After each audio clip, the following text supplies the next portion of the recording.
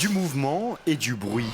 Pour le 100e anniversaire de sa naissance, le musée d'art et d'histoire rend hommage à Jean Tinguely, artiste suisse mondialement connu et profondément attaché à l'institution genevoise. Jean, il était tout le temps en voiture à droite à gauche, donc il passait partout avec ses super voitures, il allait vite en plus, trop vite.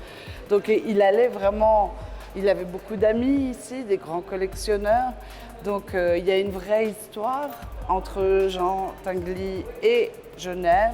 En 1983, dans ce même musérat, une grande exposition consacrée à Jean Tinguely présentait notamment cette immense installation conçue en 1981 et aujourd'hui propriété du MAH. C'est une machine qui s'appelle cercle et carré éclaté et qui propose justement l'expérimentation de ces mouvements, de ces sons, de ces couleurs, comme un dessin mis en mouvement.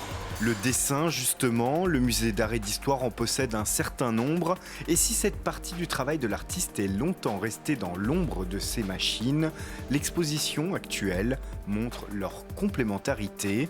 On le voit ici avec le dessin de cercles et carrés éclatés. D'abord, c'est un dessin avant de devenir une sculpture. Et il y a un côté complètement vivant. Là,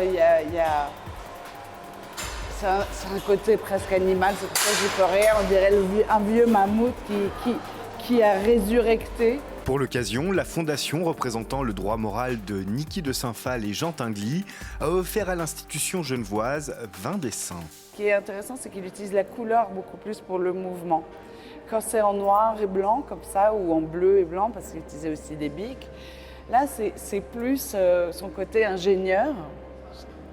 Et la couleur, là on voit un petit peu, là c'est pour justement expliquer le mouvement. Continuer à faire fonctionner les machines de Jean Tinguely, c'est tout un challenge, comme avec cette installation entièrement restaurée datant de 1960 et également issue de la collection du musée. Jean Tinguely, il a cette particularité d'avoir imaginé peut-être le premier, ces machines qu'on croit comprendre facilement, qui se révèlent avec leur côté aussi industriel. Souvent, ils récupèrent des éléments qu'on reconnaîtrait dans leur premier usage. Et c'est vrai qu'on reconnaît tout de suite la structure de Jean Tinguely par cet espace un peu libéré que ça produit, par ce son parfois extrêmement agressif que ça peut avoir aussi.